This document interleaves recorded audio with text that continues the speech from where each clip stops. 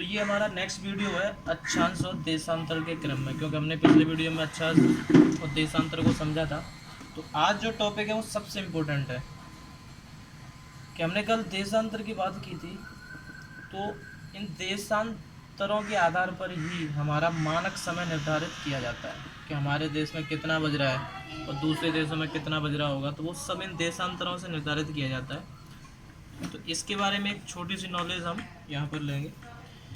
जैसे कि ये हमारा 0 डिग्री देशांतर है, और ये जो 0 डिग्री जो देशांतर है उसका इसको हम ग्रीनविच रेखा भी बोलते हैं। क्या बोलते हैं?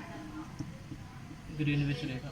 ये हमारा 0 डिग्री देशांतर हो गया। तो इसके राइट साइड में मतलब पूर्वी देशांतर होगा,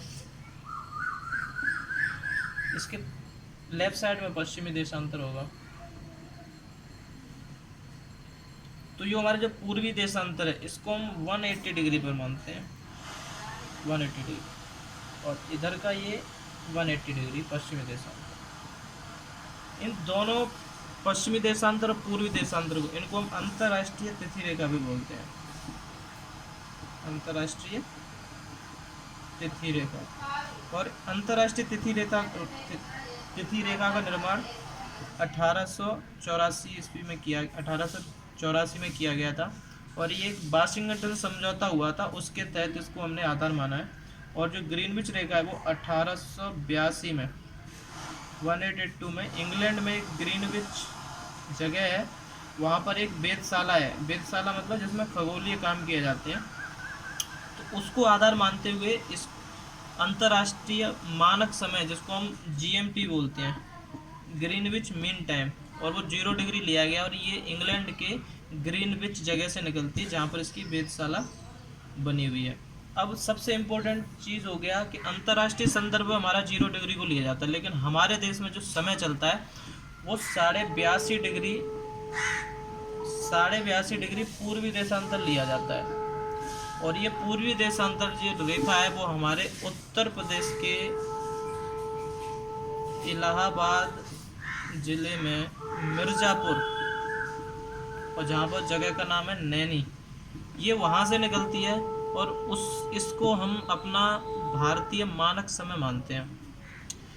इसका सबसे इम्पोर्टेंट चीज़ जानने की ये है कि ये हमारी GMT है और ये हमारा इंडिया की मानक रेखा है। तो हमारा जो टाइम लिया जाता है वो GMT से प्लस 5.5 घंटे मतलब 5.30 आवर्स ज़्यादा लिया जाता है। तो एक चीज़ हमने यहाँ पे देखा कि GMT पर सपोज 12 बज रहा होगा, आफ्टरनून 12 हो रहा होगा, तो अपने देश में उस समय हम 5.5 घंटे मतलब शाम के 5:30 बजे होंगे, 1730, मतलब हमारा टाइम ग्रीनविच के टाइम से 5.5 घंटे आगे है। तो यहाँ से हमने एक चीज़ ये जाना कि अगर हम 0 डिग्री देशांतर से पूर्वी देशांतर की ओर जाएंगे तो समय में होगी वृद्धि।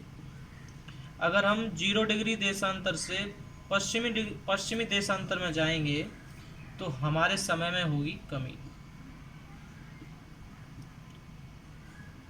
ये सबसे मेन लॉजिक है, और इसी लॉजिक के आधार पर हम हर देश का समय निर्धारित करते हैं। जैसे कभी देखा होगा कि इंग्लैंड में कोई क्रिकेट मैच चल रहा है तो वो अलग टाइम पर प्रसारित हो रहा है, उसका प्रसारण कुछ अलग टाइम पर हो रहा है, इंडिया में उसको अलग टाइम पर दिखाया जाएगा।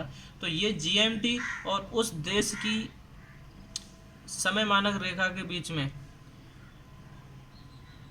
कितने एंगल पर वो जारी है देशांतर में, उसके आधार पर निर्धारित किया जाता है। और देशांतर को हम यामोत्तर भी बोलते हैं। क्या बोलते हैं? यामोत्तर। ये बस इतना ही टॉपिक है, ये नॉलेज के लिए इम्पोर्टेंट था। धन्यवाद।